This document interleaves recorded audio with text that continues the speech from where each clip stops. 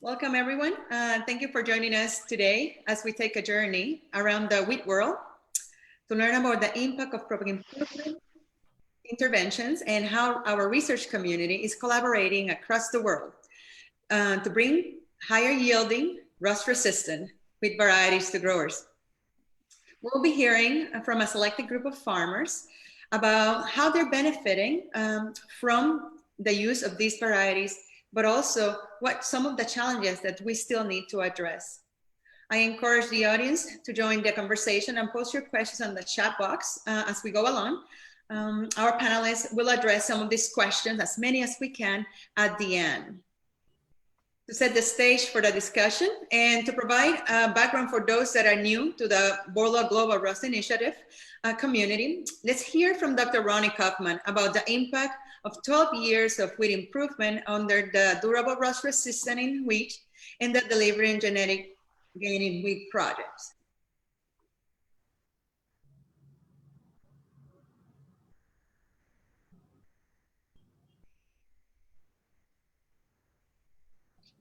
Good day to the Borlaug Global Rust community, and thank you for tuning in by Facebook or Zoom.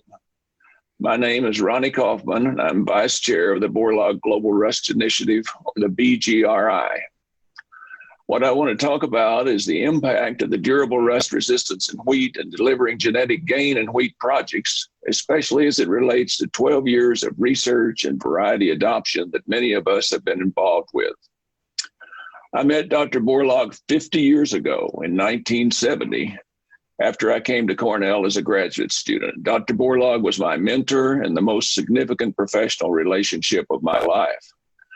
I went on to become a rice breeder for a number of years, but came back to Cornell Department of Plant Breeding and Genetics and kept in touch with Dr. Borlaug. I became involved with the Borlaug Global Rust Initiative's wheat project in 2005, when Dr. Borlaug first sounded the alarm globally about UG99, the especially virulent race of stem rust that came out of East Africa in 1999. It's a bit of a challenge to talk about the impact of the DRRW and DGGW, the global stem rust epidemic that seemed nearly unavoidable when Dr. Norman Borlaug sounded the alarm in 2005 did not happen. The BGRI and the scientists and farmers globally who were associated with our efforts, some of whom are on this call, were almost certainly responsible for it not happening.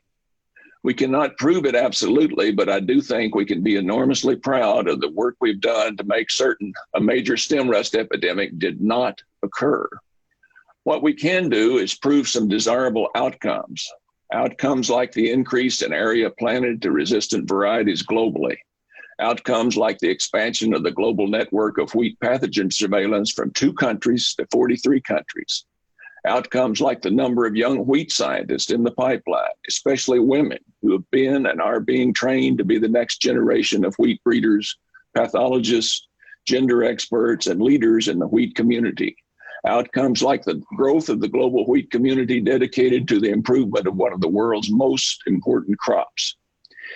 It's easier to document outputs, such as the number of resistant varieties released and the amount of seed produced. It's also easier to document inputs, which amount to more than $100 million over the 12-year duration of the grant.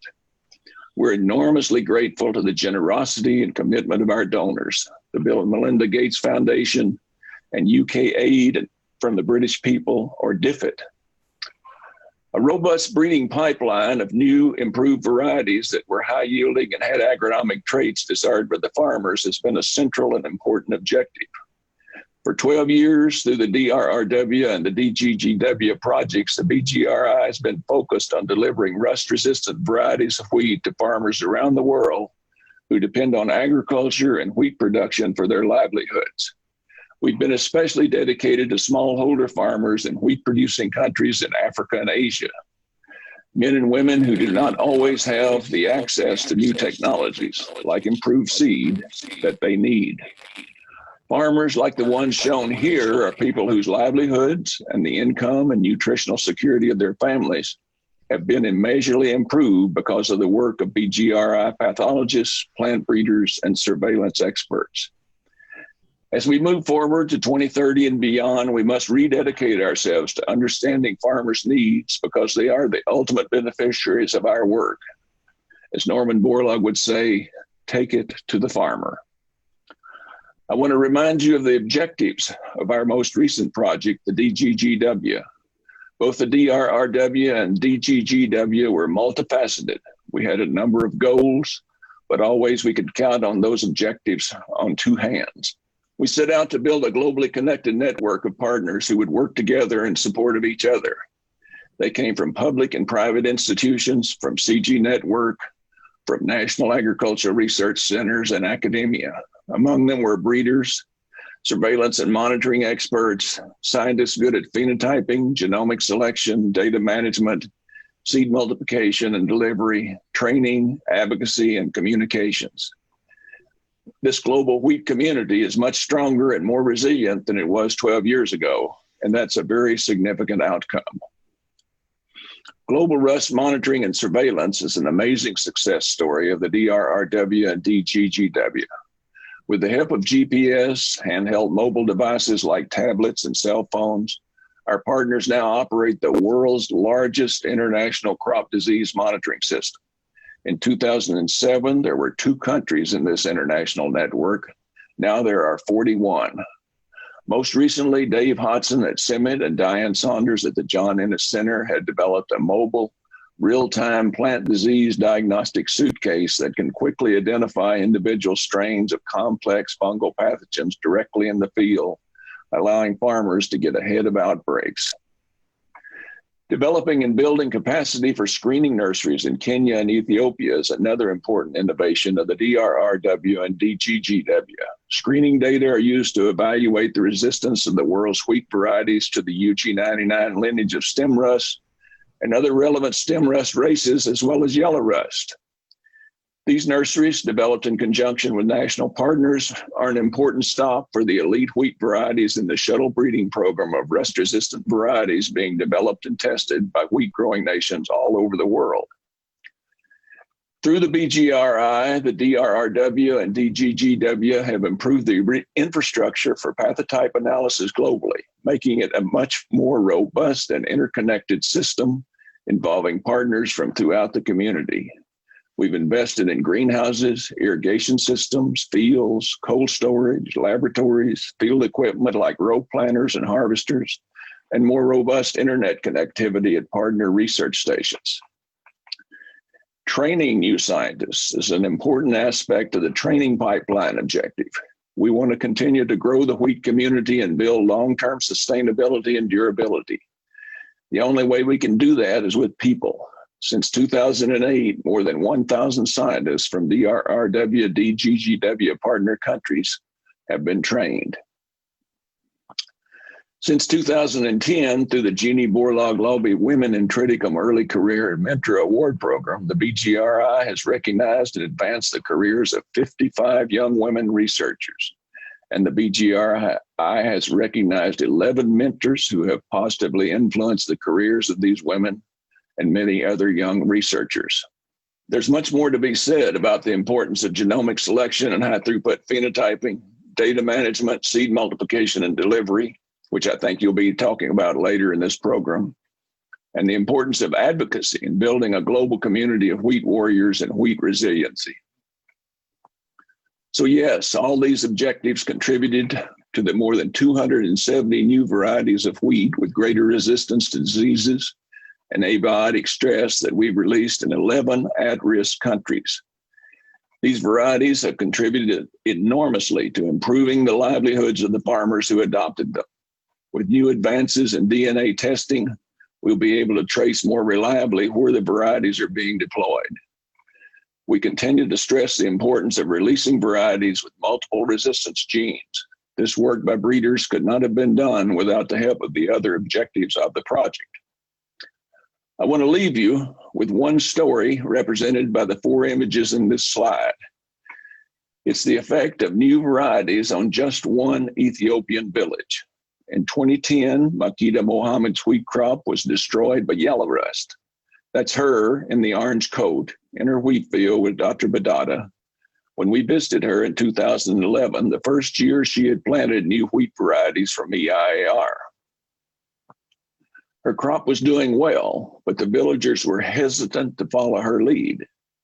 When we visited again in 2012, she'd become a village leader, having profited from her crop, as well as saved and distributed the improved seeds to other farmers in her village.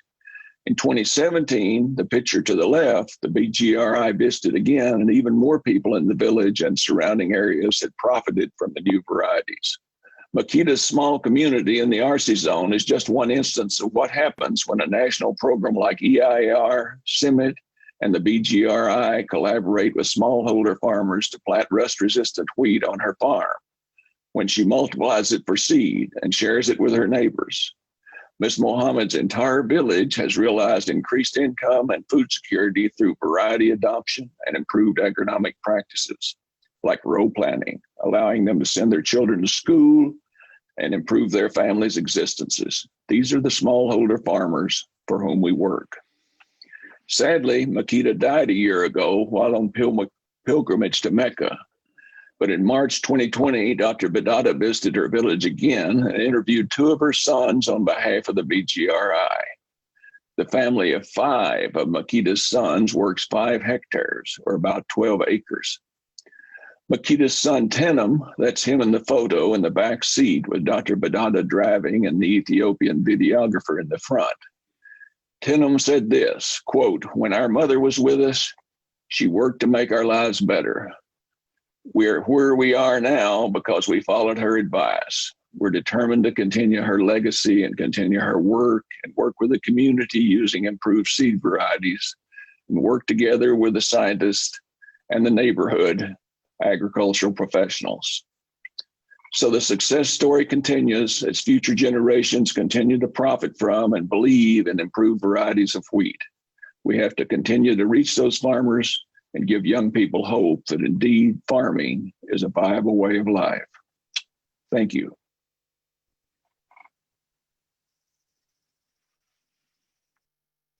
Thank you so much, Ronnie, for that overview. For those of you that joined us a little bit late, I'm Maricelis Acevedo, and I'm the Associate Director for Science for the Delivery and Genetic Gain in Wheat Project.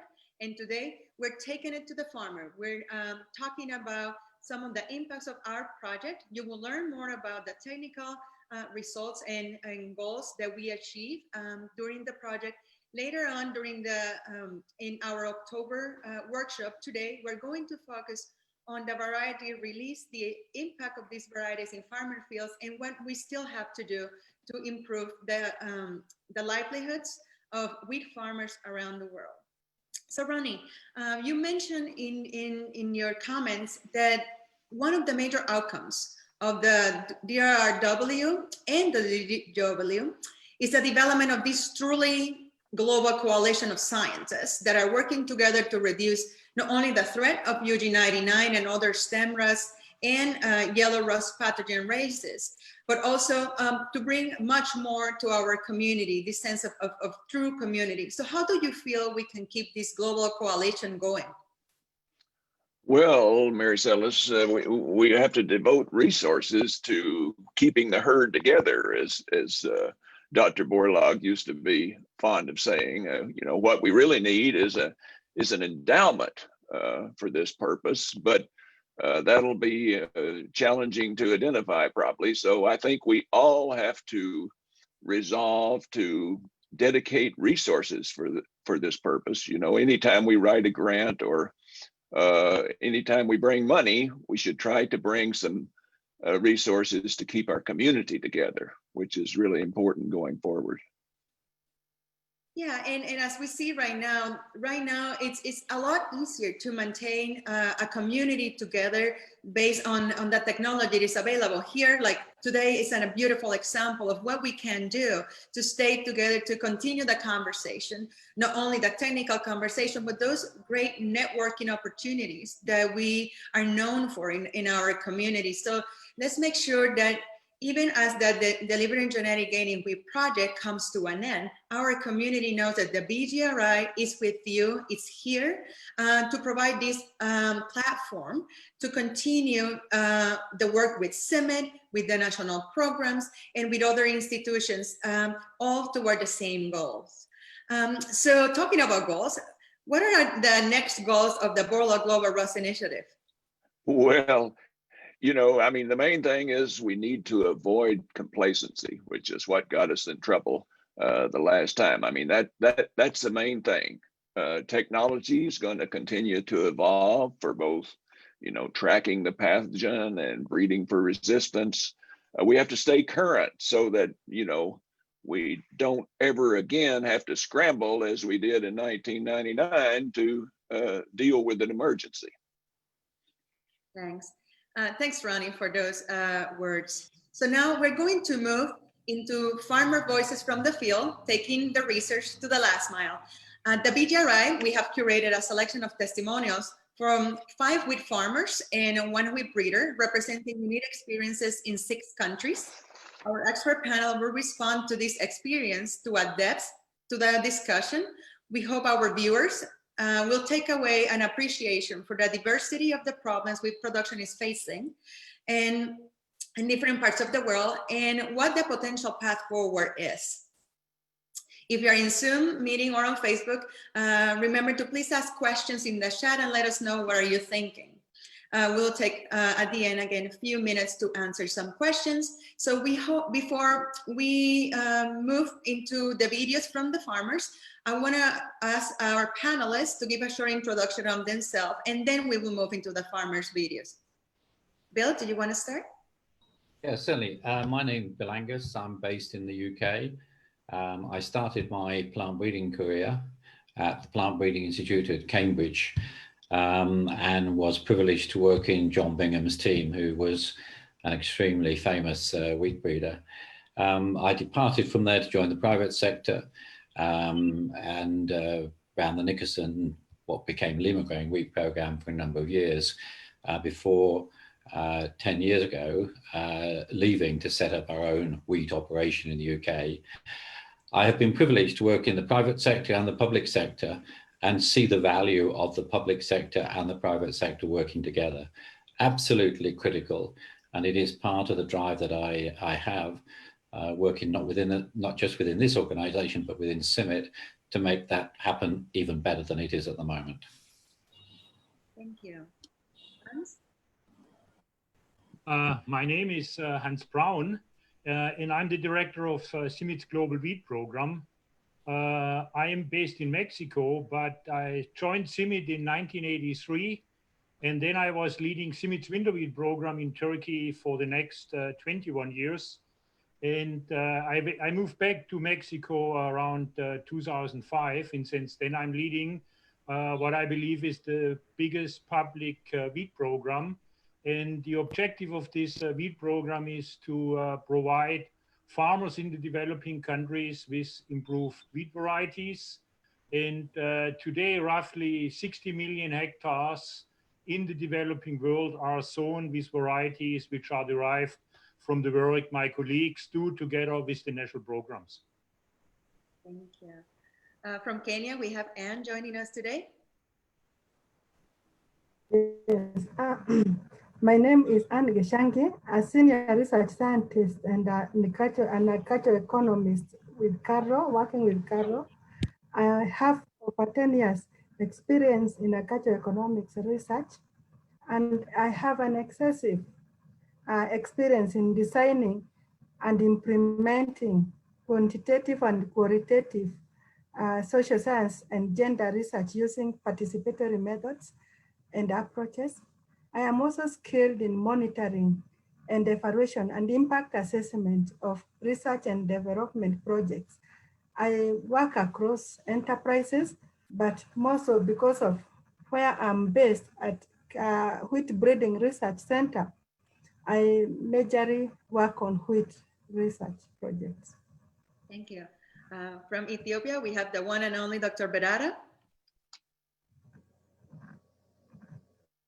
Please unmute yourself.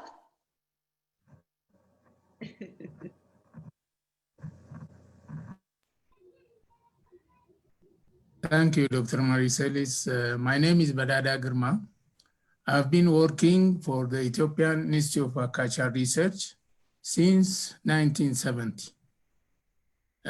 First 20 years, I worked as a cotton breeder. In 1996, soon after I came back from my training in the USA for PhD, I joined the Kulumsa Agriculture Research Center as a wheat breeder and national coordinator for wheat research, and later as National Cereal Research Program Coordinator until 2008 when DRRW was established. I became the PI and National Coordinator for DRRW. Then when DGGW was established, I became the Technical Coordinator. All these years, I was involved with resource poor farmers in Ethiopia, mainly in RC zone. And I'm happy to have been introduced to Dr. Borlaug in 2005 when he visited Kulumsa, and I took two things from him. One is take it to the farmer. He said, don't wait. As soon as technology is available, take to the farmers. Another is seed multiplication. He advised us to do pre-release seed multiplication. And that was the key to our success in DRRW, DGGW, as well as AGRA. And I'm happy that we brought impactors, as you have seen in the video Ronnie has presented earlier. Thank you. Thanks, Dr. Bedada. Let's go to India where we have Chhavi. Hello everyone, I'm Chhavi Tiwari. Currently, I am Assistant Professor in Sri Vaishno Vidyapith Vishwavidyalaya, Indore, India. Former, I was Senior Research Associate in Harvest Plus Wheat Biofortification Program in Banaras Hindu University, India. And I was CIMMYT Cereal System Initiative South Asia Research Fellow during my PhD in Genetics and Plant Breeding area in Banaras Hindu University, India. I am Women in Triticum awardee in 2014. I'm working on wheat breeding based on abiotic stress tolerance and micronutrient enhancement for removing malnutrition problem for India and global. I work with farmers and women farmers for giving them training on latest wheat breeding technology for improving wheat crop yield and to improve their socioeconomic status in India. Thank you. Vijay? Thank you, Maricelis. This is Vijay Vijayaraghaven. I'm the chairman and CEO of Sadhguru. Over the last 3 decades, my focus has been on technology transfer in agriculture and life sciences. And of course, wheat genetics is an important part of that agenda. So now we're going to move to the videos, and we're going to start with this session with breeding fields in the UK from F1 Seed Limited, where Felix Austin will give us a tour of the new varieties being tested.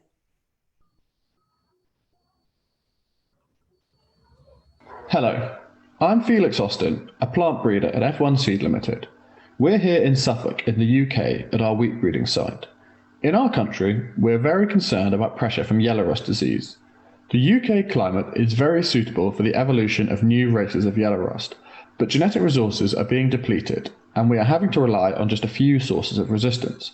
We need international collaboration in order to solve this challenge. Yellow rust is evolving rapidly in the UK, causing a boom and bust cycle of variety failure that needs to be addressed. Here is a recent case with a very high yielding feed wheat. You can see just how susceptible this variety has become just 2 years after commercial entry.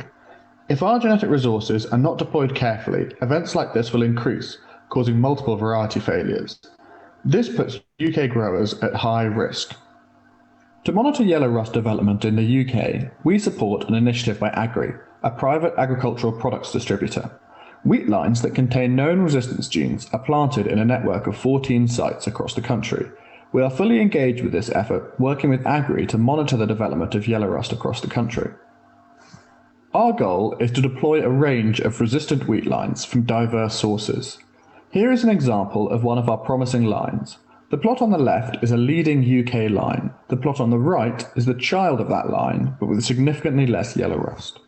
We are now working closely with CIMMYT to share data and wheat lines with good adult plant resistance that will benefit the rest of the world, not just the UK.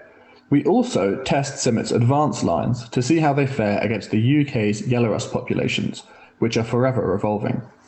CIMMYT's spring wheat material is planted in a nursery next to our UK winter wheat breeding lines. When the seed arrives from Mexico, we load the seed into cassettes. Then the seed is sown using a Wintersteiger cassette system. GPS technology allows us to accurately drill thousands of individual rows of plants in a few hours. To test how the plants respond to disease pressure, we plant several rows of susceptible varieties. This increases the level of yellow rust in our fields. We are now making crosses between resistant UK lines and CIMMYT lines in collaboration with pathologists from CIMMYT. All of this is coming together into a long-term strategy for sharing genetic material with CIMMYT. Our long-term goal is to help farmers by creating more resistant varieties across the globe and deploying these resistant varieties in a way that will reduce the threat from resistance breakdown. The contributions from F1 Seed Limited are entirely self-funded. We hope to see more collaboration between the private sector and the public sector, along with organisations like the BGRI. The contribution of donors such as the UK Department for International Development and the Bill and Melinda Gates Foundation are essential. By working together for the common benefit of growers and those who depend on wheat for income and food security worldwide, we can beat hunger. Felix, thanks so much for giving us the opportunity to see some of the fields in the UK that we were hoping to see in person. And for the little treat of putting a little bit of Russ out there and in the image just for me, I would say, as a pathologist, I miss the Russ. I don't want to see much of it in the world in the future, but it always makes me smile when I see it. So Bill and Hans, in the video, you talk about that collaboration between CIMMYT and F1 Seed Limited. Can you tell us what is the incentive for this private-public partnership? Bill, you go first. Well, I think there is a shortage of information about just which genes are deployed where. We know a lot about what we've already got, but sometimes we are really not as well informed as we should be about which resistance genes we are deploying. Particularly as breeding programs move quickly now, the time for assessment is much shorter. So by entering this collaboration with CIMMYT, we hope to be able to identify which resistance genes are being deployed. We wish to look at background resistance, so we're looking at field resistance rather than just major genes. But if we can then superimpose upon that molecular markers, it means that we have a much better handle for handling yellow rust in the future. And that then allows us to put deploying these resistance genes on a more global scale so that these challenges on an individual local basis can be overcome, and diversifying the amount of genetic resistance that is available for these smallholder farmers. What is the incentive for CIMMYT?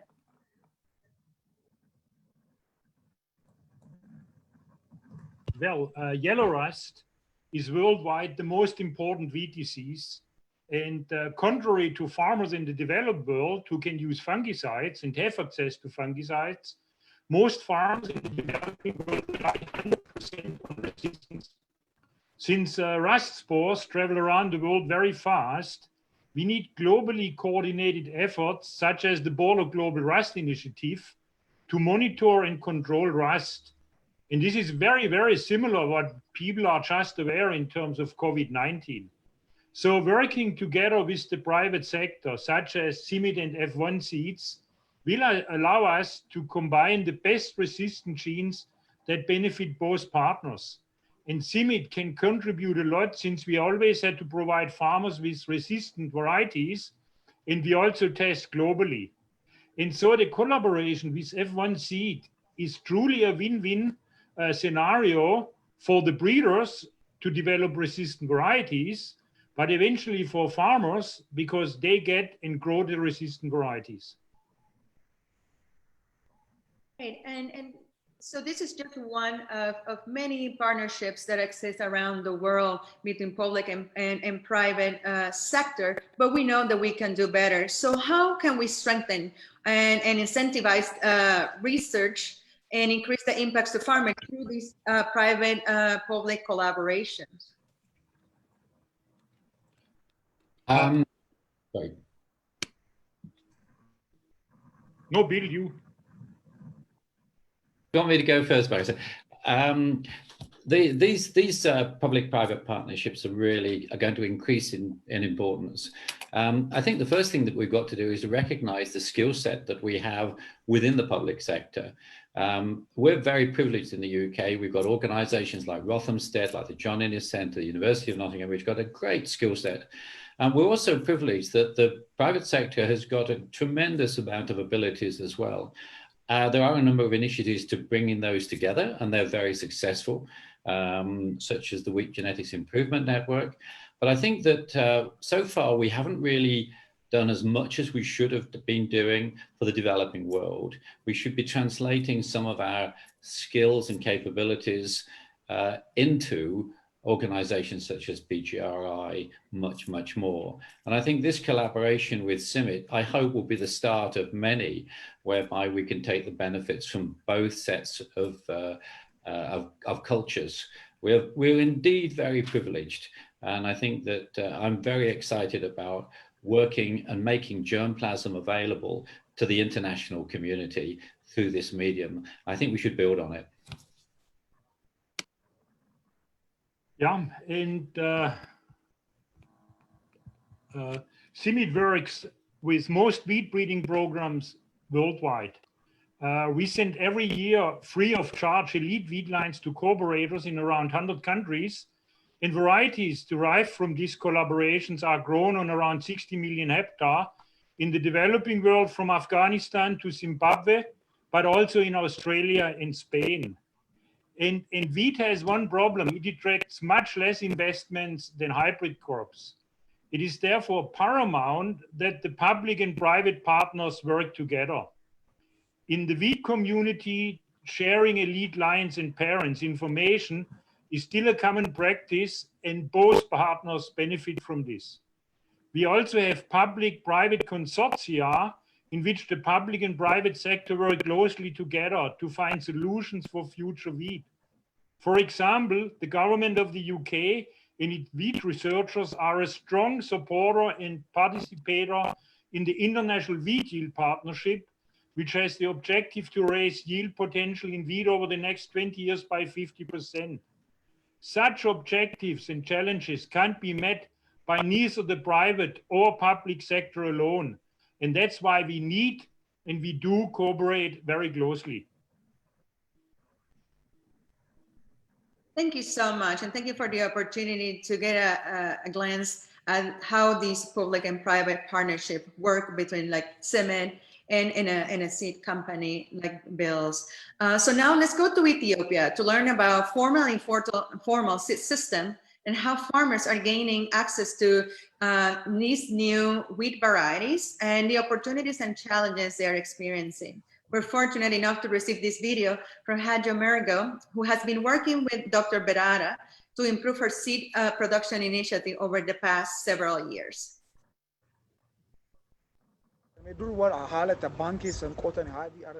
Compared to how your parents used to farm, what has changed now? The change occurred from practicing crop planting, monitoring of the crops closely, and using chemical treatments. We monitor crops, we use treatments, so there is a change in that way. We don't just sow the seeds and return just for harvest time like we do before. There is cultivating, weeding, monitoring. Before we used to plant and then not following up. We didn't see if birds or crows are damaging it. Now that has changed. When there are new varieties of seed, do you get it quickly? It comes through Kulumsa. Even if we get 1 kilo, we multiply them. The following year, others will buy from us, and we will use that along with our neighbors and our community.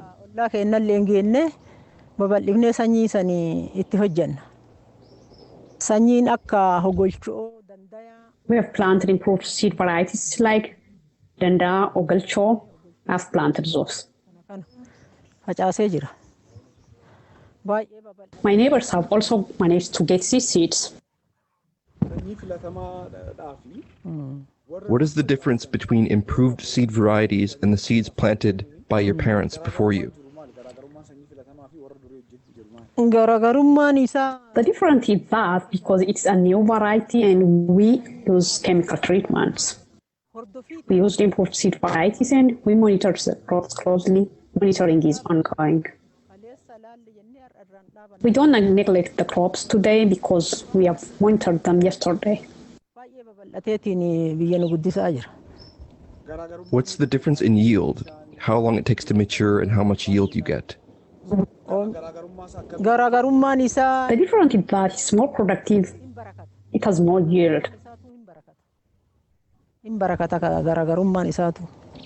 Do you find the seeds that you need in the amount that you need? We don't get the amount that we want, but when there is a new improved variety, we plant it anyways. Would you say farming is profitable or not? Yes, it is profitable. If you work hard, it is profitable. It's necessary to monitor the crops you plant day and night. You need to go and monitor and spray chemical treatments. If you do everything necessary on time, you can get good yield and it is profitable. It has a lot of profit. Do you support your children and your family through farming? Yes, I do. This is how we raise our children. They are where they are now because of farming. That's how we raise them. That's how we send them to school. Now they are almost in 6th grade. Our interest is to have improved seed varieties like beans. We want scientists to bring us improved seed varieties. We want them so our community and our people can succeed. When the seeds come, they will be multiplied and distributed to the people. Give us the seeds and give us support and follow up with us. Follow us, bring new improved varieties of wheat and beans. Scientists are the ones who know what type of improved varieties they have. We want them to give those to us. That's the message I want to deliver and the appeal I make so that our people can succeed. We want our people to grow and be in a better position.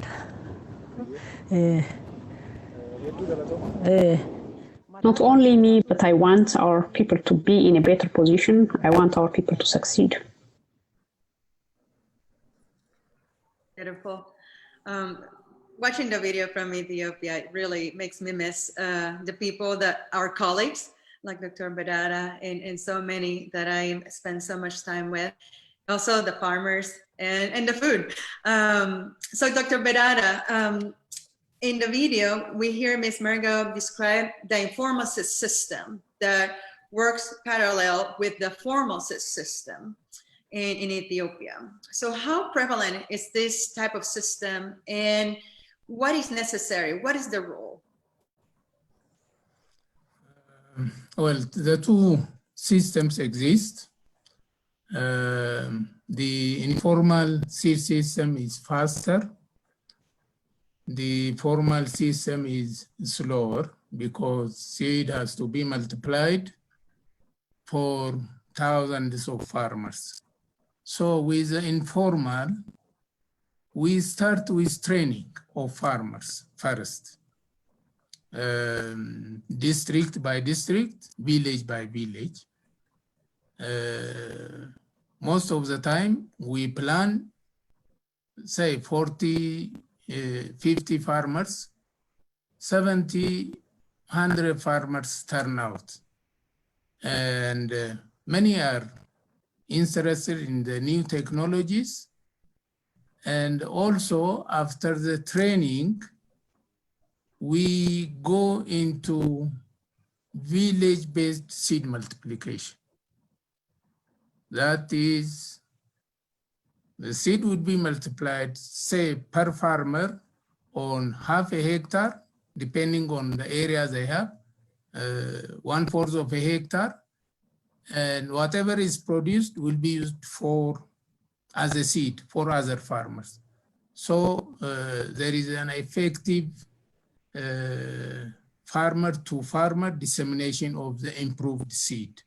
That is how we really go and reach the farmers, yeah. So, Bedada, I know you work with farmer organizations, especially women farmer organizations. Can you tell us a little bit about your interaction or experience with these organizations in Ethiopia, and what is their role, and how are they multiplying their seed? How that works? Well, there are household head women farmers. There are many of those. And, from my experience, once they get, the knowledge, the technology, they are committed and highly successful. And they try to help other women and also other, male farmers as well with the seed distribution. There is one particular women group, which is called Women for Green Development.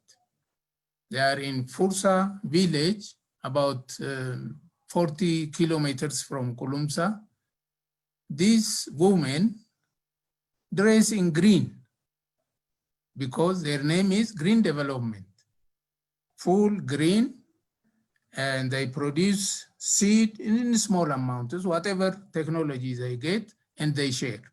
And also they have their own plots, maybe a hectare, hectare and a half, or half a hectare, and they work together. Besides, they do reforestation of their surroundings. And they are very special, and also they have a flour mill, as a group, and that gives service to the community.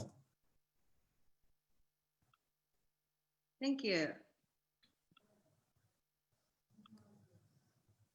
Thank you so much for that, Dr. Bedada.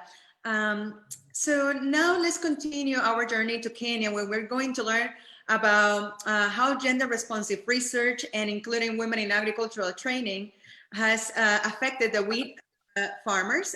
We spoke with Esther Shivule, who lives a short drive from the KALRO and Joro Research Station, and we want to hear from her. She's Esther Cherure. She's a wheat farmer for quite some time, and she has been doing it for commercial purposes. Sasa, Mrs. Cherure, yes. Kuna training murifanyiwa ya gender. Hiyo training yenye murifanyiwa ya gender imewasaidia? Pangu mimi ningesema imenisaidia kwa ile muda nimehudhuria, kwa sababu mume wangu zamani hakuwa akiniambia kuna hiyo mafunzo, lakini wakati nilikuja kuijua huwa anaenda, niliamua kumfuata cha nguvu. Na ninapoenda imenijenga, na pia imenisaidia, nimeweza kusaidia wamama wenzangu kuhusu ukulima. Alafu sasa kutoka siku hiyo, kutoka ulienda hiyo training, nini imebadilika? Sema ukweli, imebadilika, maisha yetu imebadilika, kwa sababu anapoenda shambani tunaenda kwa pamoja. So tunapolima mmea wa ngano, juu nimesoma pale kwa training, ninajua vile inapandwa, inapimwa ni kiasi gani inaenda kwa eka, na saizi hata kama hayuko nitasimamia kazi vizuri sana. Sasa tunaweza sema kuna kitu moja kama hizi vitu resources, shamba, pesa, ownership. Wewe ulikuwa na kitu before the training? Kuna nini ilikuwa yako hapa? Sikuwa na chochote, sababu hakutaka kunihusisha. So lakini saa hizi tuko vizuri, tunapanga mambo pamoja. na nashukuru kwa hayo. So ninapokaa hivi nikiangalia hii nyumba yangu na kuangalia watoto vile wamesoma, naambia Mungu asante kwa hayo mafunzo. So nashukuru Kari kwa haya mafunzo mazuri, na ninazidi kuwahimiza wamama wenzangu huko nje ili tuweze kusaidiana, tuweze kufukuza umaskini. So sababu tunapoanza hiyo training na kusoma na kufanya kazi, kwa hakika tunafaulu. Great video. I love it. So Anne, Ms. Shalula describes the impact as a woman and as a wheat farmer that this agricultural training has brought to her life. So you as an agricultural economist are constantly engaging with farmers. So how common is this type of situation, and how these inclusive training opportunities for women is changing the landscape of agriculture in Kenya? Thank you so much, Maricelis. Actually, this trainings or this model started after we benefited from the gender responsive breeding research that was funded by Cornell and Makeda University. And after this training, we realized that there was a missing link. We realized that there was something amiss as to why we were disseminating varieties and they were not taken. And this was all because of the models that we were using, field days, trainings, the demonstrations. And so we realized that the more we understood the gender dynamics within the households and outside the households, the better interventions were. And so we also realized that women were very powerful agents of change. If you want to have effective change, involve women. So we realized that the more we involved women, and often we had now realized a lot of impacts. And so we started trainings. We started training mixed groups. This is to harmonize, to make sure that the households were getting to harmony, so that we were not looking like we were disintegrating the families. And so we started training the mixed groups, we started training the women groups, we started training all the mixed groups, and we also started in fighting the women in the demonstrations. This took after about one season, we started realizing the change, and even men started now appreciating that they needed to discuss with their wives what they learned from these trainings, and also involving, going together for the trainings. Initially, it was like the demonstrations were men's activities, because these women were supposed to be in the households doing their household chores. While in the actual fact, if you involve women in these demonstrations, in these in the field days and all this, it's easier for them to disseminate the information. All of us know that most women are in women groups than men. So we have, in Kenya, we have so many women groups. And so if these women can come for these trainings, it's easier for them to disseminate the information more than the men. But we are saying providing support for both men and women in agriculture has a multiplier effect. Yeah, when you involve both of them, there is that multiplier effect, and also to the whole household. And we want to tell everybody who is in agricultural research that in agricultural development,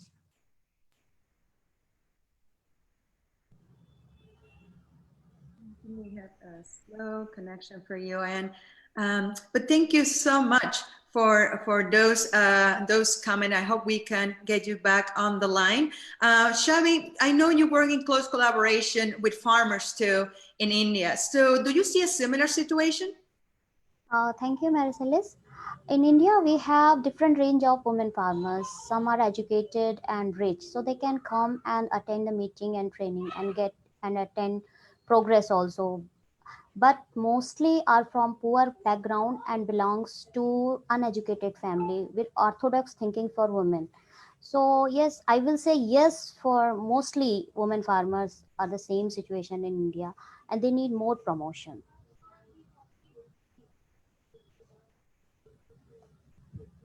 Thanks for those words. I think we're starting to see some patterns. To learn more about the production of wheat in India, let's go to India, where Gurjeet Singh Man from Sirsa is going to tell us about what he hopes to see in the future for India wheat farmers. Hi, I am Gurjeet Singh Man, a wheat farmer from India. Wheat is a major staple food for India and its production is very important for food security of our country. In every wheat season, we face different biotic and abiotic stresses such as heat stress, frost damage, drought, fungal and viral diseases along with pest attacks. Some areas also have excessive soil and water salinity. Shattering of wheat sometimes poses a problem. I wish that we get such a wheat variety that can address these problems and also has a high yield potential. Maybe gene modification in wheat holds promise to such problems. Wheat researchers must be working in that direction.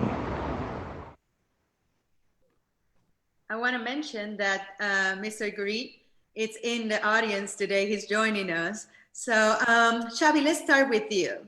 So Mr. Singh requests for wheat, a variety that can do it all. Has that resistance to diseases, abiotic stresses, and abiotic stresses like salinity, heat, drought.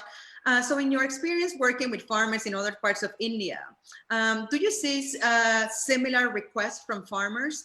And if so, what is being done to provide farmers with access to seed of these varieties that exist, and also what needs to be improved in the delivery system? Thank you, Maricelis. Public and private sector both are working to release improved variety for different stresses, and they are doing fast seed multiplication, including pre-release seed multiplication. The large quantity of seed available during variety notify for release. The different classes of seed, right quantity with right quality is available in affordable price.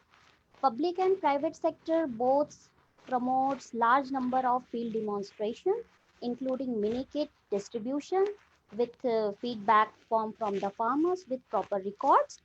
And all institutions are organizing multiple farmers meeting, farmers fair to disseminate knowledge about new improved varieties. A big network of agricultural science centers in India play important role in this awareness campaign, and media is also playing important role, in which regional radio channel and TV channel is preferable by the farmers. PVS demonstration and farmer to farmer seed distribution is also going on in with proper record, and government is providing significant subsidy on the cost of seed.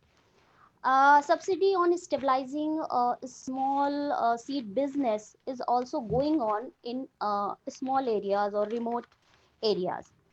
And for what need to be improved in delivery chain, I think some more authentic multi-channels should be involved in all seed distribution sectors like agriculture science centers, farmer societies, agriculture NGOs. I think by strengthening seed system for remote areas, by increasing demonstration and seed sale counters. Farmer scientist section meeting, training, and capacity building program should be more with active firm. Subsidy can be given to new wheat varieties by the government. I think government elected person which are responsible in village, they can also play important role in seed dissemination in India. By strengthening seed storage and processing facility in remote areas, this can be improved because farmer has to go far for this work. And this can be done by small scale seed companies and young entrepreneurs. By increasing youth and women in agribusiness, this can be more improved. Farmer to farmer seed distribution should be more active by providing some incentive from the governments. More public and private sector will be more effective, and something innovative will be required. If COVID-19 will be continue, like risk management effort for crop insurance will help win the confidence of entrepreneurs in seed business. This is my view of your questions. Thanks, Chhavi. So I really love your holistic approach to the situation, and you brought a couple of really good points about it's not only about producing these varieties, it's making sure that farmers get access, and how communication is important, and meeting the farmer where it is. If we're talking about very remote areas, having the right channels to provide not only the seed but the information to go with those seeds so they can be highly productive.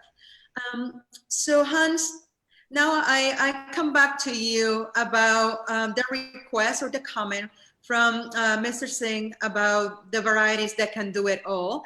And he suggests genetic modification, gene modification for this. Are we ready for GM wheat? And also, are breeding programs capable of producing these type of varieties using traditional breeding technologies? Okay, thank you. And my answer is a clear no and a clear yes. In terms of GMO, genetically modified wheat, I really seriously doubt that that will become a reality. Worldwide, not one single wheat variety, transgenic wheat variety is released. And I doubt that transgenic wheat varieties will be released. There is too much resistance and reluctance in the public. But we have other new technologies like gene editing, which will make transformation unnecessary. And I think these technologies will have a big impact. When you ask now whether we can meet the request of Mr. Singh for better varieties, that is a very strong yes.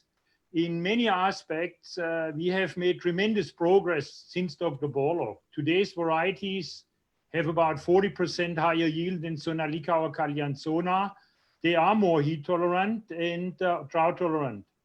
We have improved the quality and work now hard on increasing the nutritional value, in particular the zinc.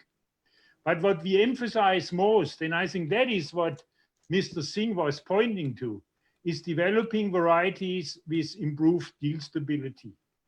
And due to global climate change, the weather at one farmer's fields can vary tremendously from year to year. In one year, it's very hot. You need a heat-tolerant variety. In the next year, it's wet, and you need a very high-yielding variety. And in order to identify such varieties, we distribute our lines and test them every year at about 150 locations around the world. So they are exposed to all kinds of stress, which can there be. And then we use this data to identify the varieties and lines which Mr. Singh rightfully demands for. So I'm very much, and I'm very carefully listening to what Mr. Singh has demanded, but I also can assure him that we have the lines in the pipeline which meet this criteria. And so I'm very optimistic that he will be very happy with the varieties he gets in the future. Thanks for that, Hans. And I know Mr. Singh that is in the audience is listening carefully, and he probably will reach out to get your email to make sure that he get access to those. And again, Mr. Singh, thank you so much for taking the time to reaching out to us. And we hope that Hans and Chhavi have been able to respond to some of your concerns. So we have heard in some of the previous videos and in our discussion, the access to seed is highly performing and disease-resistant varieties. It can be a huge bottleneck for farmers to really get access to these genetic gain that we've been talking about. So let's travel to Nepal, where the BGRI and Sathguru develop a seed village in conjunction with the Agriculture and Forestry University of Chitwan in Nepal.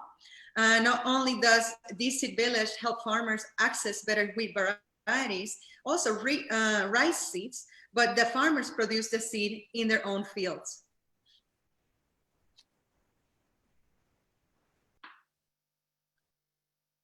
In Nepal, there are two types of seed systems, formal and informal. It is said that the informal breeding system covers 85% and the formal system covers 15%. Seed processing units are operating here in the private sector and in community organizations. But many of the seed processing units under the government and semi-government bodies have not been fully operational.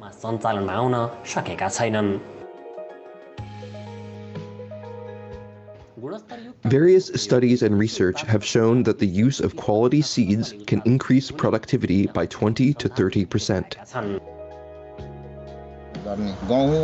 We are currently producing wheat and rice seeds and plan to distribute the improved seed in the brand of Agriculture and Forestry University to rice and wheat grain growers. This will increase the productivity at the farmers' level. We have been working to support the farmers. The farmers have gained confidence that productivity can be increased by using quality seeds.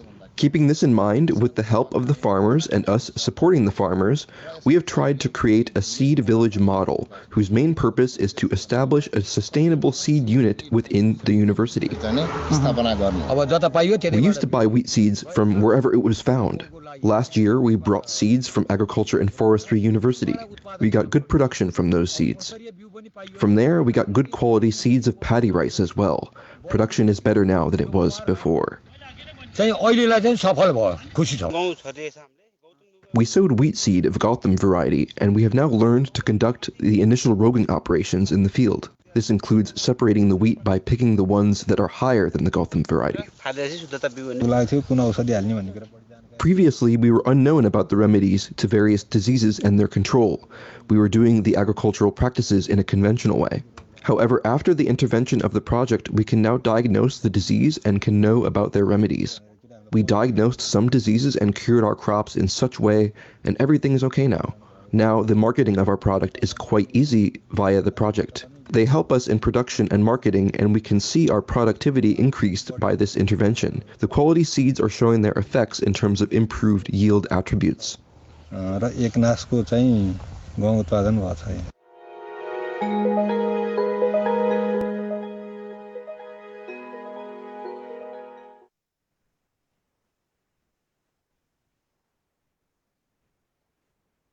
Great. So Vijay, how sustainable and scalable are these seed villages? And do you think similar system could work in other countries like Kenya or Ethiopia, where we have talked about? Thank you, Maricelis. You know, the seed village nicely blends the formal and informal seed system for smallholder farmers to engage in seed multiplication. You know, wheat seed being a large seed is complex to produce as compared to wheat grains. So many farmers perceive a lot of high risk in that, but in reality, it's much more profitable than grain production. That's the truth. So we put together 4 elements. I think those are critical for success of the seed village model. One is certainly a network of farmers who work in tandem, you know, to engage as a consortium in this initiative. And then they provided access to right genetics, you know, right kind of variety that they can plant given the agronomic, conditions there, and also the cropping cycle, because they all do both rice and wheat, so the duration matters a lot.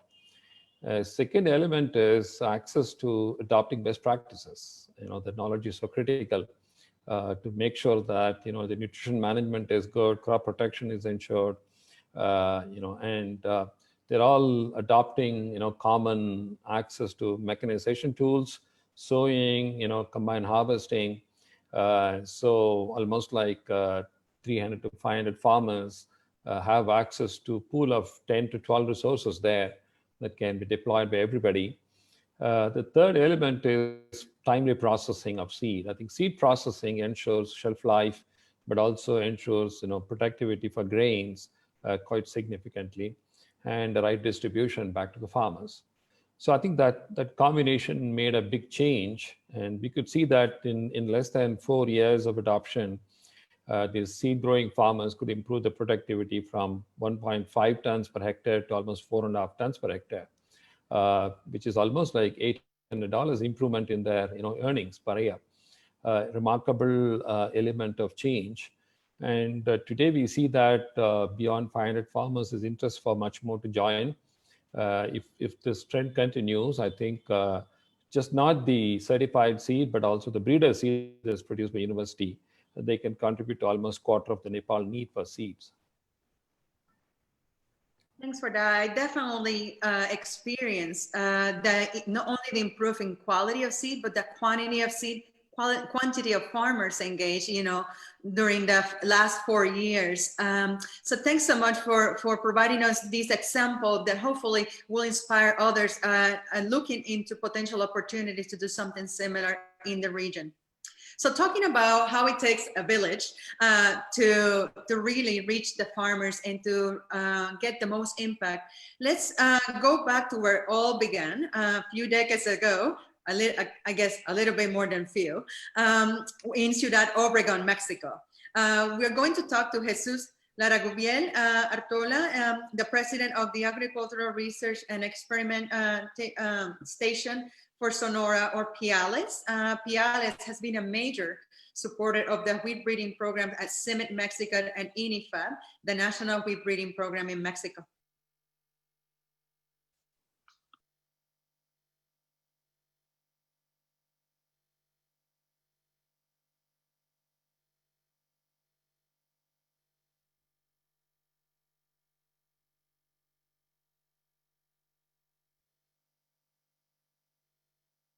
Greetings, everyone. My name is Jesus Laragubiel. I'm the president of the board at PAIS, which is in the northern Mexican state of Sonora. We are an agricultural research organization composed solely of farmers, and through voluntary contributions, we finance research projects, mostly with CIMMYT and INIFAB. We provide CIMMYT with 200 hectares of land free of charge every year here in the Yaqui Valley. The farmers here maintain a historical commitment to wheat research advancement. We believe the greatest challenge facing agriculture today and agriculture production is a shortage of new generation farmers.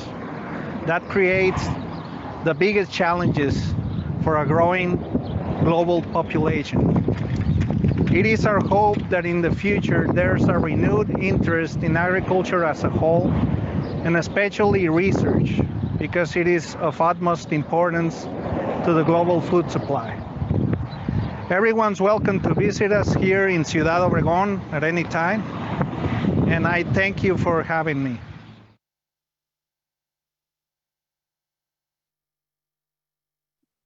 Great to see the beautiful Sonora sun. I miss that dearly. I was hoping to see that last March. Hopefully soon we will be able to go back. So Hans, two things.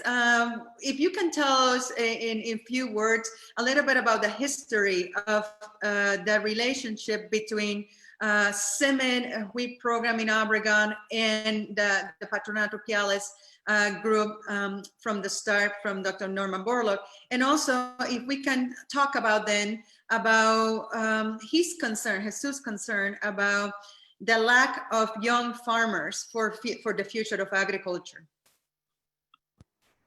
Okay, well, thank you, Maricelis. Well, first to the collaboration between Patronato, as it's called, the Obregón Farmer Association, and CIMMYT. Farmers in Sonora, to my knowledge, the first farmer union in the developing world, which already 65 years ago supported a young wheat researcher named Ronnie Kaufman. And these farmers already by then could clearly see the benefits of varieties, and therefore have supported CIMMYT, until today, they give us 200 hectares. They also support us financially and also with equipment. And the farmers benefit from getting high-yielding rust-resistant varieties. And the collaboration has an impressive achievement. The average yield when Dr. Borlaug started was below 1 ton per hectare. And today, the farmers in Mexico, in the Yaqui Valley, get regularly more than 7 tons per hectare. So I think that demonstrates what this synergy can produce. On how to incentivize use, I think considering, let me make a general comment here, considering the agricultural sector from farm to fork, and this means from the primary farm production to food processing and food industry, the agricultural sector accounts for around 25% of the global GDP. And this industry provides jobs for nearly half of the global workforce. So agriculture needs to be looked at not as a problem, but as an industry with tremendous potential. And I also hope that the consequences of COVID-19 will make people aware how dependent we are on food production, and the farming will get a fair share of all the profit made with agriculture. And I have to admit that I'm not so optimistic that in the primary farm production, a lot of new jobs will be created, but there are many new job opportunities in the farming community. There is research, is very exciting, service providers for precision agricultural technologies, mechanization, information technology and data management, drone flying. To be very clear, a vibrant, efficient, sustainable and environmentally friendly agricultural sector is so important for our future. And there will and have to be interesting and well-paid jobs in agriculture, which will attract young people in the future. Because one thing is for sure, we all need to eat, and we all want to eat good and healthy food, and we also want to enjoy the diversity of Mother Nature and not only see good crops in the field. So I think the challenges are tremendous, but agriculture is a very, very exciting and interesting industry, and I'm sure it will attract a lot of jobs in the future. Thanks for that, Hans, for that hopeful message that not only there is a need for agriculture, I think get the young generation involved, but there is also ways to do that. We are moving forward with new technologies that make agriculture probably more attractive. You know, we're not talking about agriculture of the past, we're talking about agriculture that can respond to the future needs. So we're using all the technologies in our hands, and hopefully the young generation will see the call to action, that they are part of that solution, and their skills and knowledge are extremely useful to agriculture. So, Dr. Bedada, do you see a similar pattern in Ethiopia in terms of the need for more youth involvement? Dr. Bedada, can you please unmute yourself?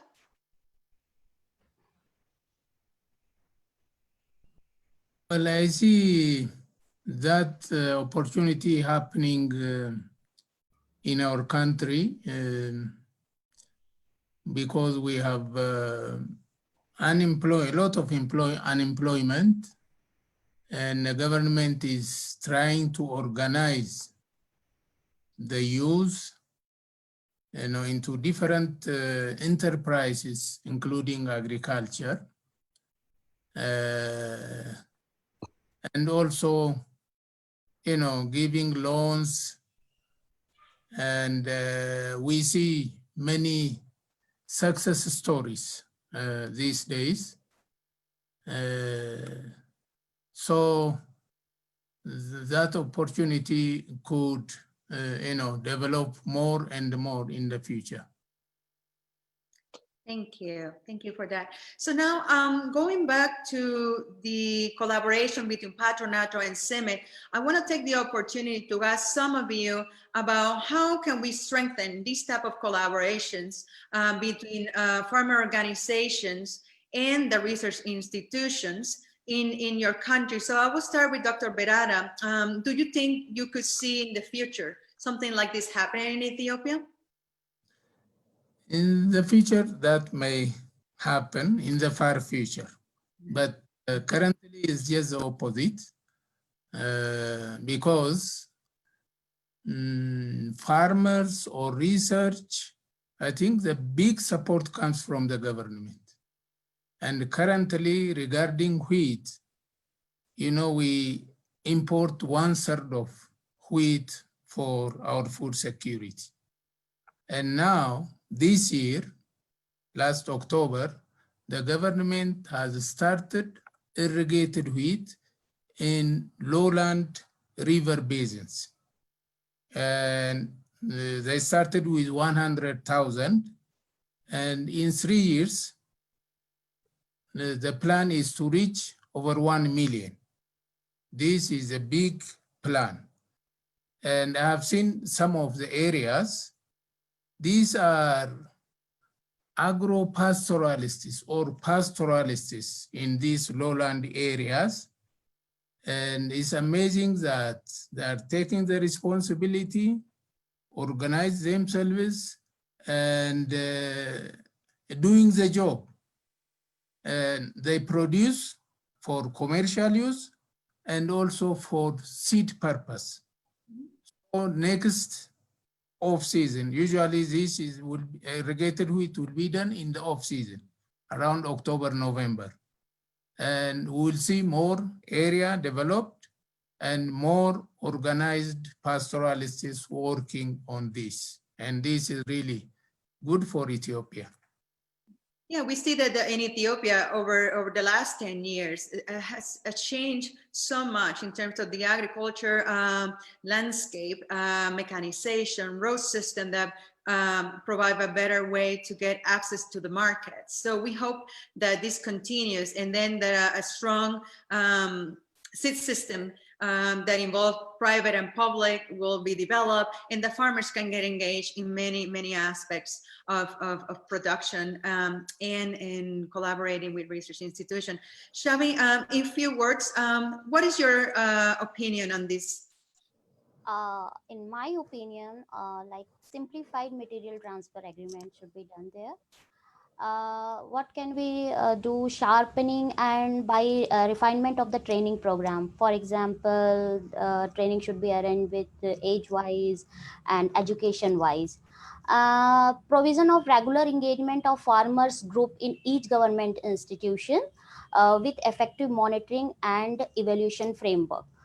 And by improving communication ability of farmer organizations so that they are able to stabilize frequent contact with National Agricultural Research Institute.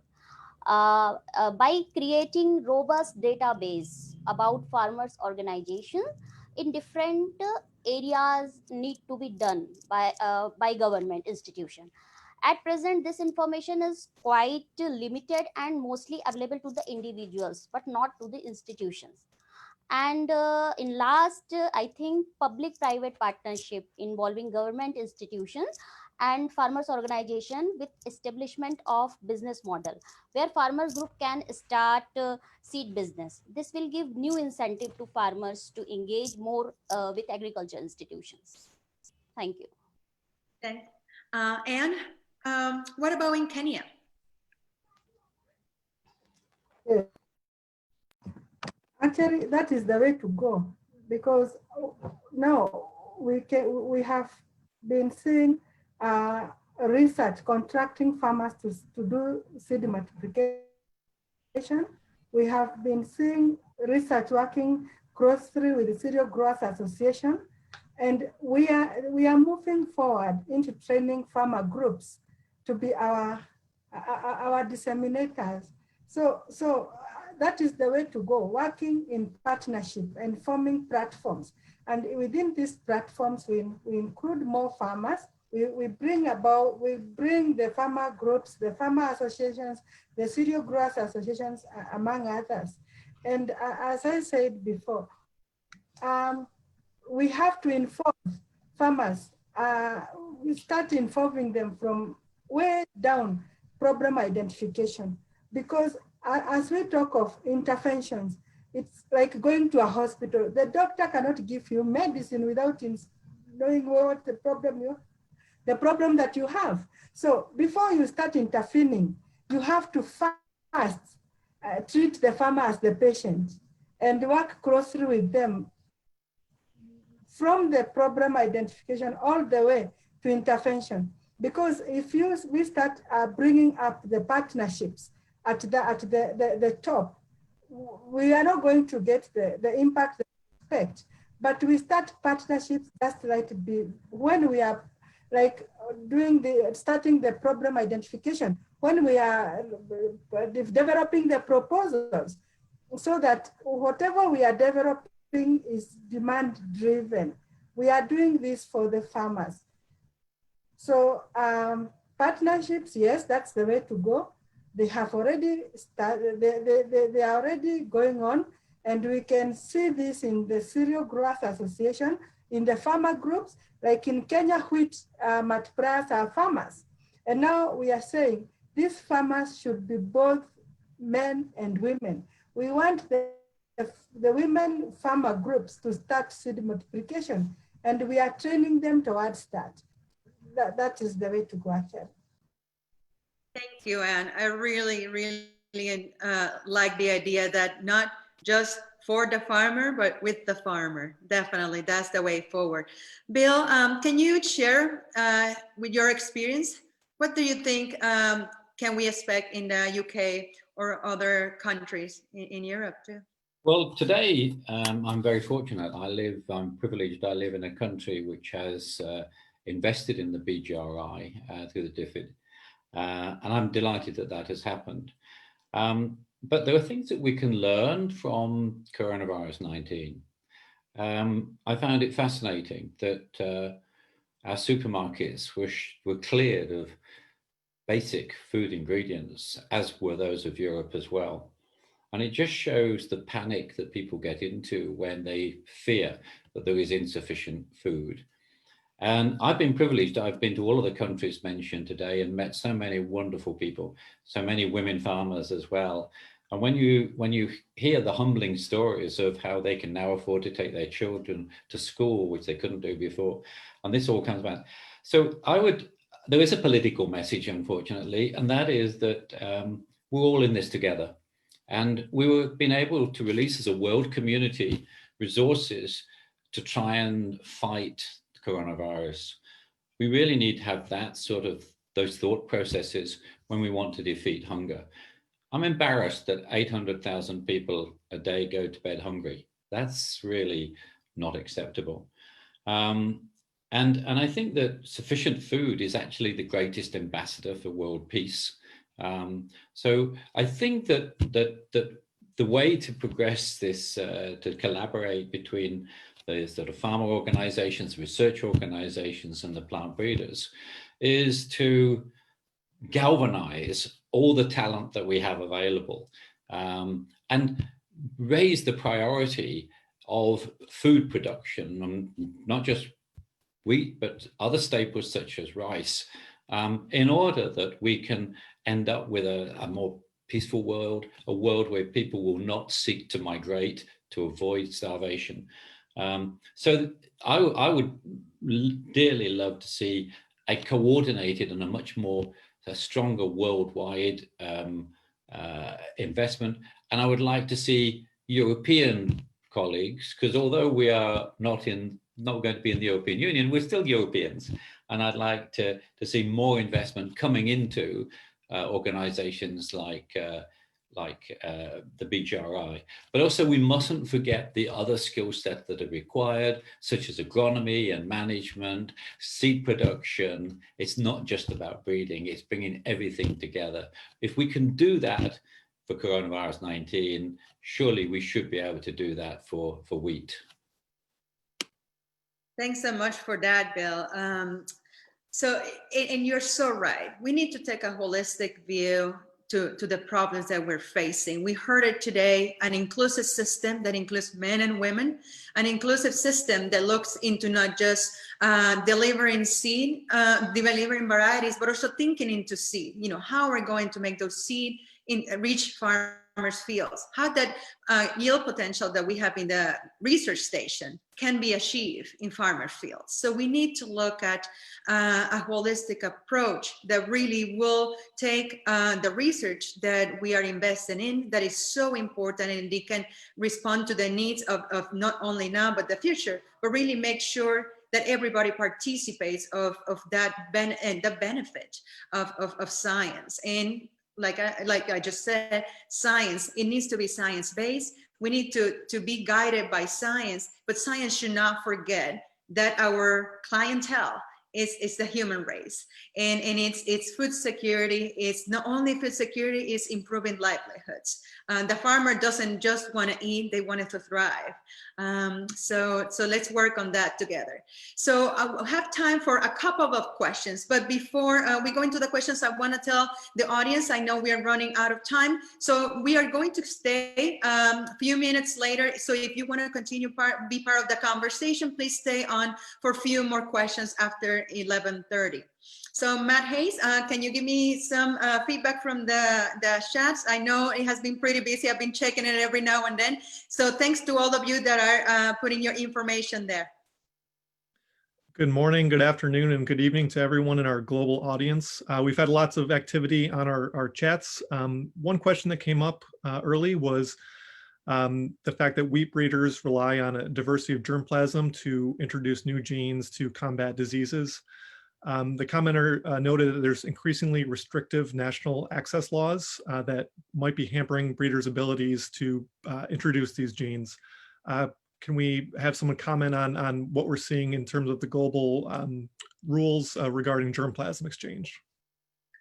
I would like to pass this question to Hans and Vijay, if you can comment on that. Hans, go ahead, I'll follow you.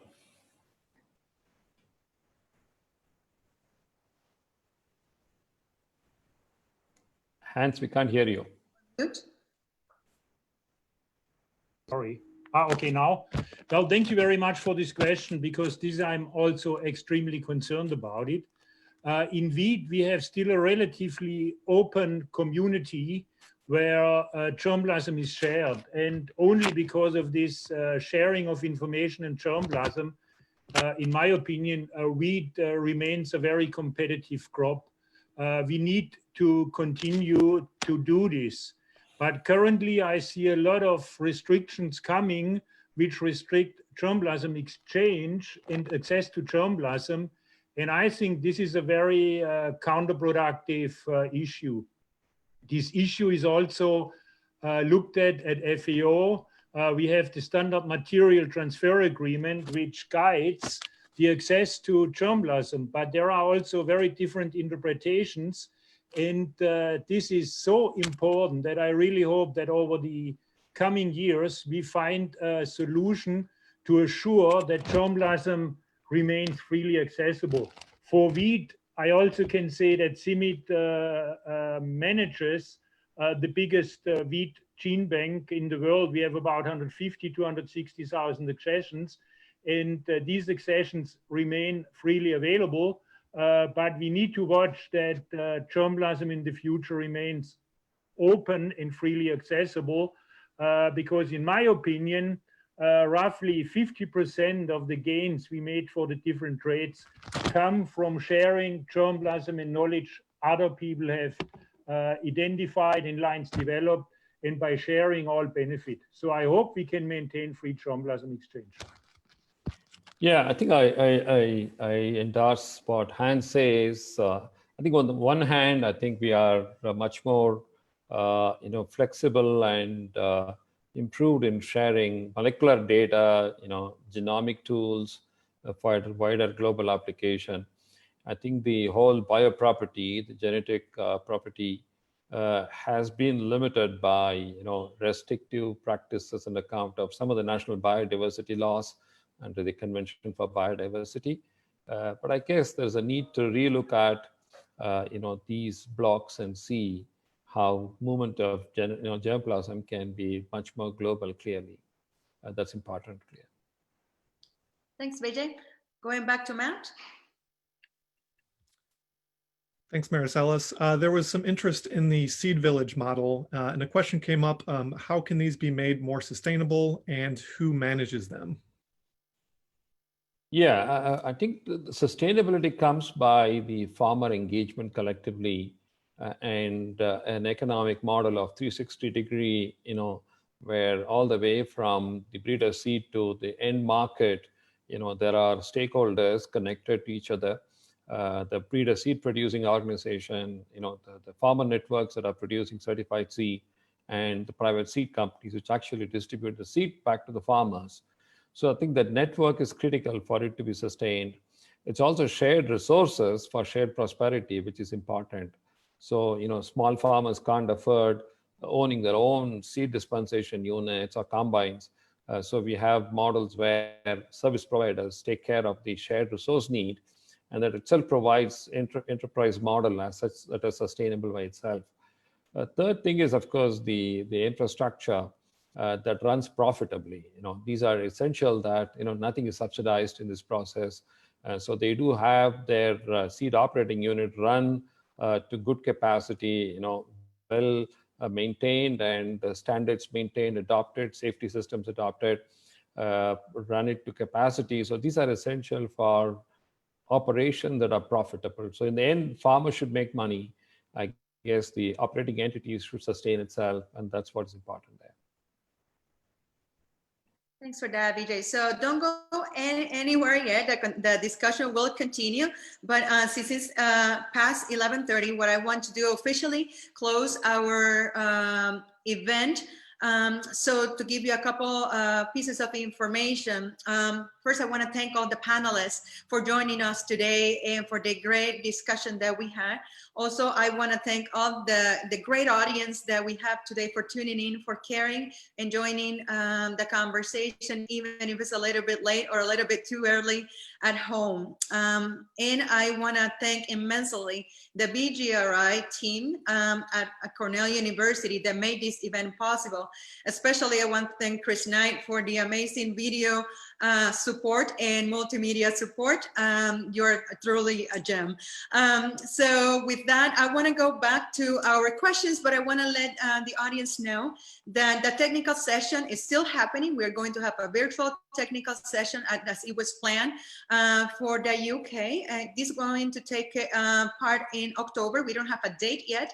So please check our website, check your email, and follow us on social media in the next couple of weeks to learn more about the details of that event. I would love to have all of you and all your friends, even the family, bring them on so they can learn more about the work that you are doing, the community that you support, and the community that is there to support you as scientists, as farmers, as growers. So take care, and hopefully we'll continue to see you over the summer and fall during our events. Thanks so much. And let's continue with the discussion. Matt?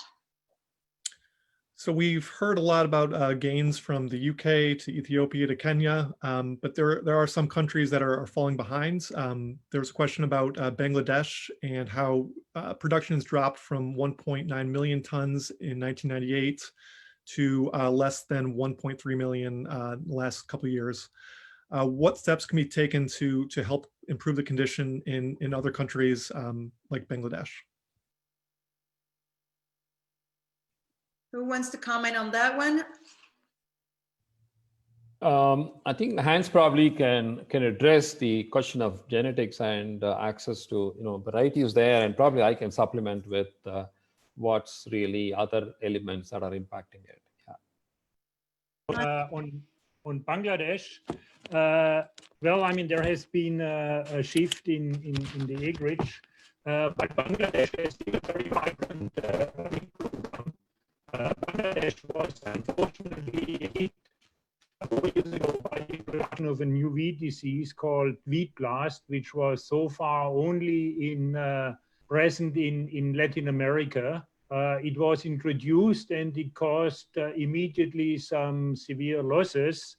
But again, Bangladesh was also a key example of what international collaboration and international germplasm can achieve. At CIMMYT, I mean, I have pushed that material would be tested in Latin America for the last 10 years. And when wheat blast arrived in Bangladesh, we knew immediately which of the lines which performed well in Bangladesh also were resistant into wheat blast in Indonesia, where we tested. And that allowed us within 1 year, together with the Bangladeshi researchers, to identify a line and release it and multiply.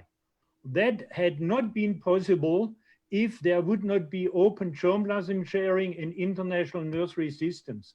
Maybe Vijay, you can comment a little bit more on Bangladesh. Bangladesh, of course, is confronted. It's one of the biggest wheat importers in the moment in the world with close to 7 million tons.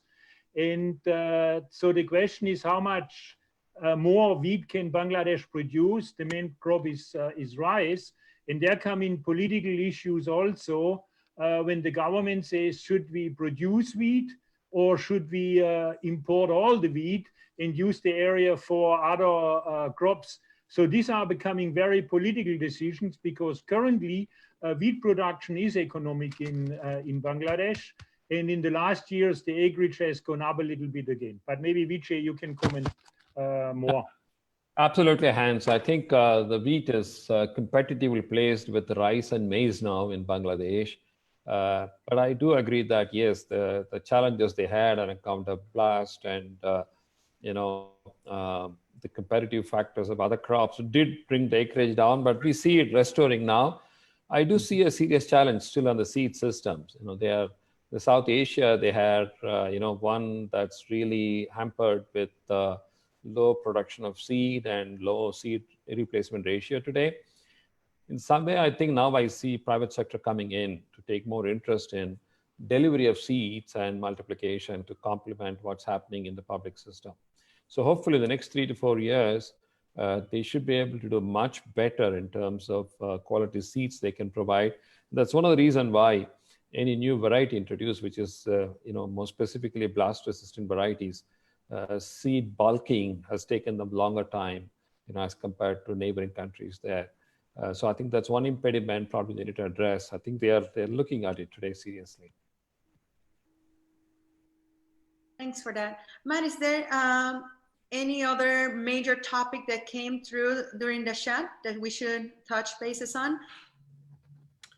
Well, one question that came up has to do with his response in the video from the Ethiopian farmer who mentioned that there's a dependence on fertilizers and pesticides. And they were asking, how can the dependency be addressed in the future? How can we help safeguard against yield and rust damage while keeping in mind the inputs that go into it? Dr. Bedada, do you want to comment? You please mute yourself. I noted that that is true. We use fertilizers, pesticides. This is everywhere, even in the developed world. But what DRRW, DGGW is doing is to develop rust-resistant varieties, durable ones. And the ones we have, like Danda, Kakaba, and others, even if we spray maybe once or twice if there is high rust pressure. Because these varieties, even though we see some rust on them, they are durable, partially resistant. So farmers appreciate this, and we, as much as possible, try to use modern breeding to develop varieties that farmers like. Farmers usually don't want to spray but unless they are forced. So with the durable varieties, they are more happy. And we should continue such efforts. Thanks. Thanks for that, Dr. Bedada. And you're right, that's exactly what we are, our goal is to produce varieties that are more resistant, not only to one or a few races of stem rust or yellow rust, but a broad resistant, and not only to one disease, multiple diseases. We know that breeders, disease resistant is only one of the traits that they need to look at when we talk about rust. It's just one of many diseases that they need to protect their varieties from. And we, I think it was mentioned earlier that we need to take a more holistic approach. That is not just about breeding. Breeding is that a strong foundation for increasing yield production, because we're looking at the best of the genetic traits that are in different plants, bringing it together into better and better varieties. But we need to incorporate a lot more knowledge from agronomics. We need to look at conservation agriculture, how we're going to intensify agricultural production while protecting the environment. So all of that needs to be looked together and as a package. So when we can deliver better varieties that are not going to be highly dependent on inputs, but at the same time, we know that our goal is to be able to feed the world in a way that it's manageable for the environment. I don't know if somebody else wants to comment on this. I know it's a major topic and major concern. Yeah, I would be happy to just make a few comments on that. And that is that we mustn't lump all inputs as nasty. There are some inputs which are benign and which can add value to the grower. They can give him, the one thing the grower doesn't want is to have a crop this year and nothing next year. So you're absolutely right. It's about sustainable production, consistent production. And there are some very low cost technologies that are available to growers, and we should be encouraging those to be incorporated as and when they're necessary. But I think it's unfortunate that all so-called pesticides are lumped together. There are some things such as insecticides, which are often quite toxic and can be very challenging. But there are things such as fungicides, which are often very benign, which can add value. Now, I'm not suggesting that we move towards intensive production, absolutely not. Some of the most enjoyable talks I've listened to are those produced by the organic sector, because they bring another dimension to what we're talking about. You can learn such a lot. It doesn't mean that we have to go down that route absolutely, but it's bringing together a range of technologies to get to maximize the output. But the other thing that we need to recognize and reflect upon is not just about grain yield. We mustn't get obsessed with that, but the quality of that grain. Mitigating mycotoxins. We see people drinking dirty water. We don't want people eating dirty grain.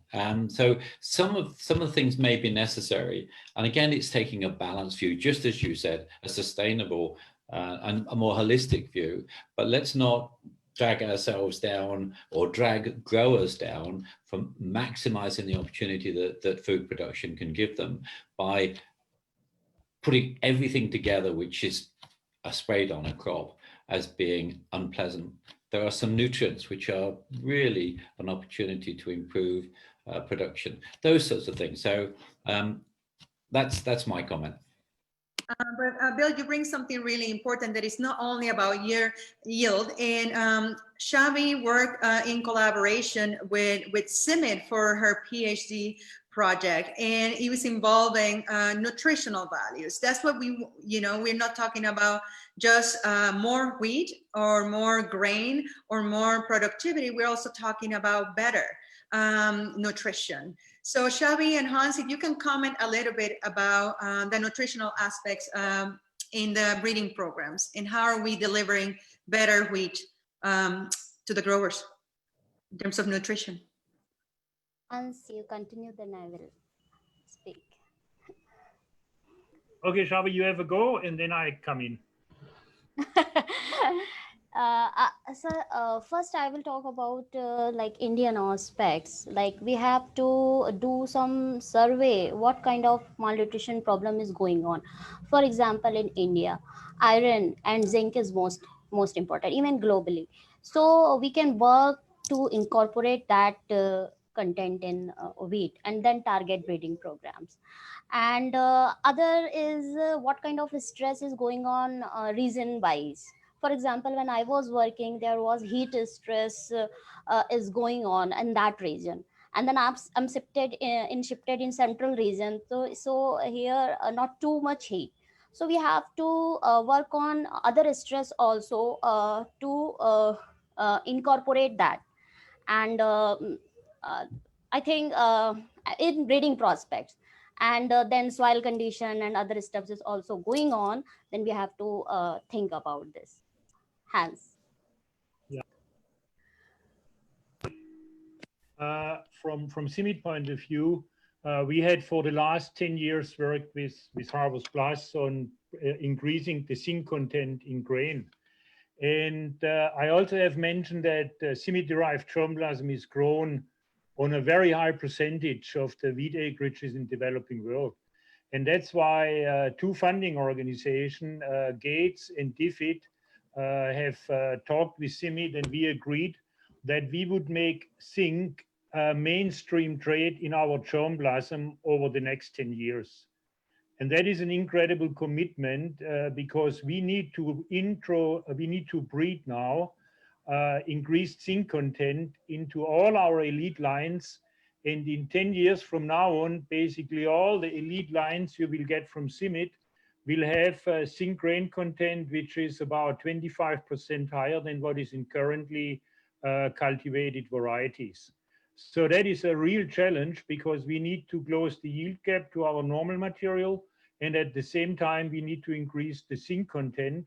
But it was identified as one of the biggest areas we can make an impact on the health of, well, more than 1 billion poor wheat consumers. So the challenge is big, but we will deliver. We have to deliver.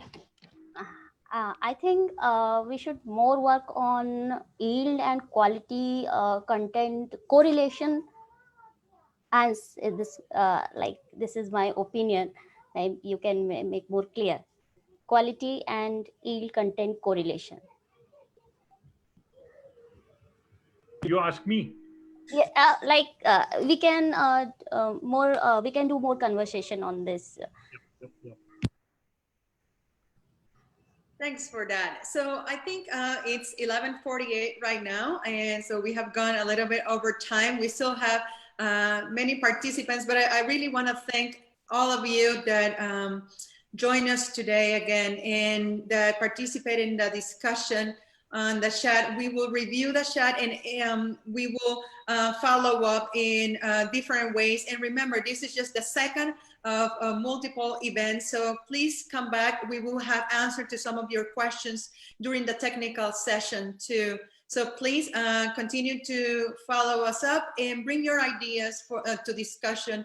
We're here to listen and to help and to continue to build this coalition of great scientists that are to a big task, that is to increase food security one wheat field at a time. So thanks so much and take care. Thank you, Thank you very much to all the listeners. Yeah, it was a real pleasure.